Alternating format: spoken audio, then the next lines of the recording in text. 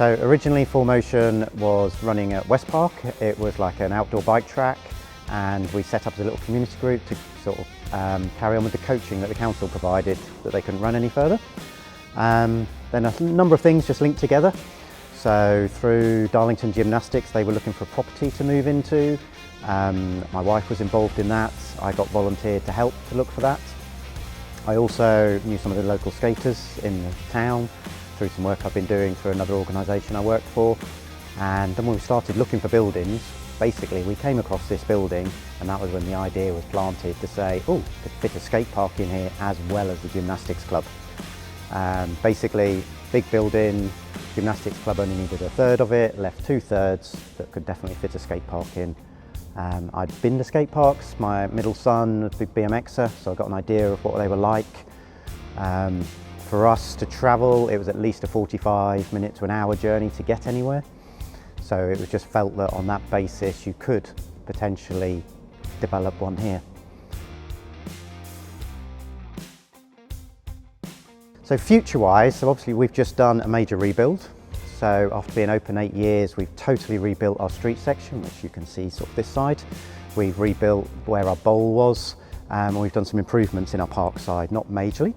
So next phases that we'd like to make happen is behind the street section, we've got our reception, which has been there since the beginning. That was always classed as a temporary building. It's perhaps not very temporary now, it's been there for nearly 9 years. So we're at the moment just drawing up plans with an architect to sort of put a building in there that will eventually hopefully be a 2-storey building. That will happen hopefully over a couple of phases. Phase 1 ground floor, phase 2 make it a viewing area, phase 3 put a building on top. Obviously we need to make that sort of accessible for disabled people as well, for all users, so we'll have to put a lift in and those sorts of things. And the other big part is the park side of the park, where the big jump boxes are. We didn't have the funds at this rebuild we've just done, so is to then raise the funds to rebuild that section. So from that perspective, I think there's the physical element of it, of just improving it physically. I think there's also just keep developing our coaching programs, looking at how young people can sort of like progress with us. So they might come here and ride, some of them might become coaches, some of them might become employees, and just looking how it continues to develop that. And that might also be about events. So I think when you go right back to the beginning, what we didn't have were things like girls only sessions. We didn't have under 16 skateboard only sessions. So I think what we've tried to do is keep developing and evolving with riders to see what can work, and if we test those things out, and if they work, we carry on with them. So we've gone from like no girls only nights to 2 girls only nights a month.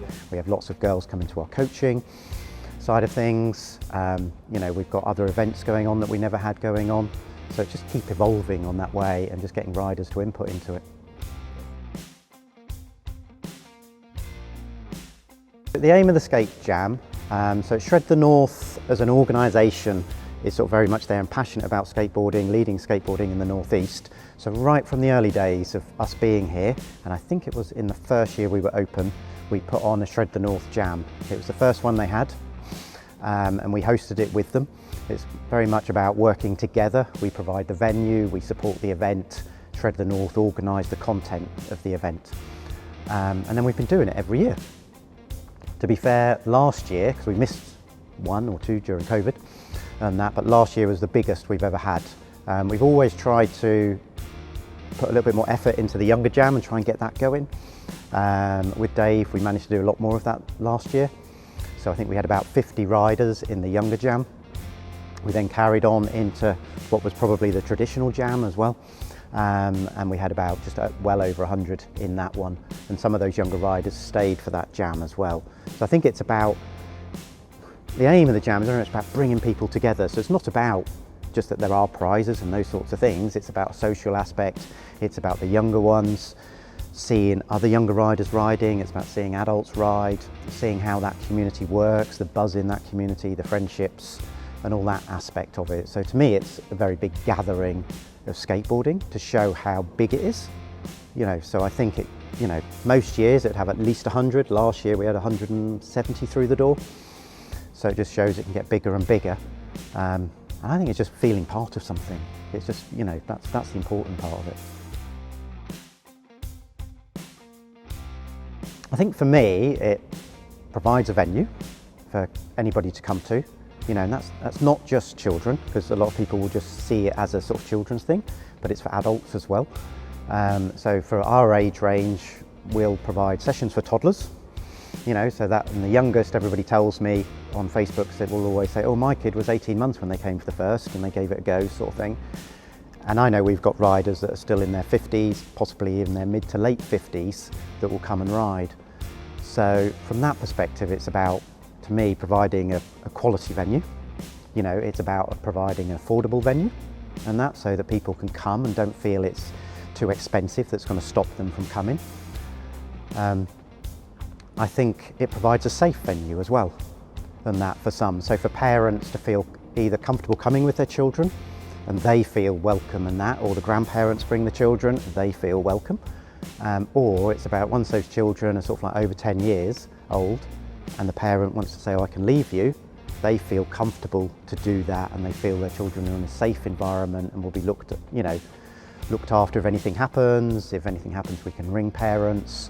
And I think it's about creating that positive vibe that people feel that within their local community in that. So, you know, and lots of friendships. So people come and they, you know, someone's riding by yourself. Some people like riding by themselves.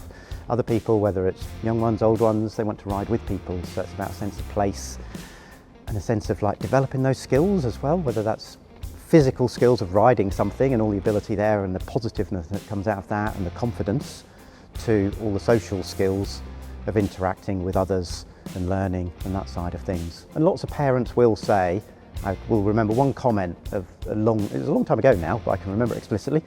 The parent saying to me, he says, Nigel, the thing that's changed my mind coming here is my perception of teenagers. I had quite a negative view of teenagers, but when I came in here for a few, you know, been here for a while, I've watched how the teenagers react with the younger ones, how they help them. He says it's totally changed my perspective of the teenagers.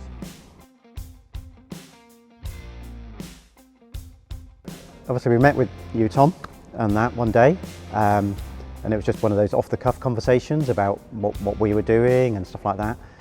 You then approached us to say, like, you'd like to look at how you can support, how can we work together collaboratively, and how, I think for me the most important bit has been the aspect of like seeing, you see this as like the positive venue, see all the attributes of it. What you're not necessarily looking for is some sort of reward, benefit out of it from a publicity, from a sponsorship perspective, those sorts of things. And for me, that's the most important aspect of it, is about somebody seeing the value of the place and wanting to support it because of what it is, not expecting something from it in that sense, and that's the really important part for me.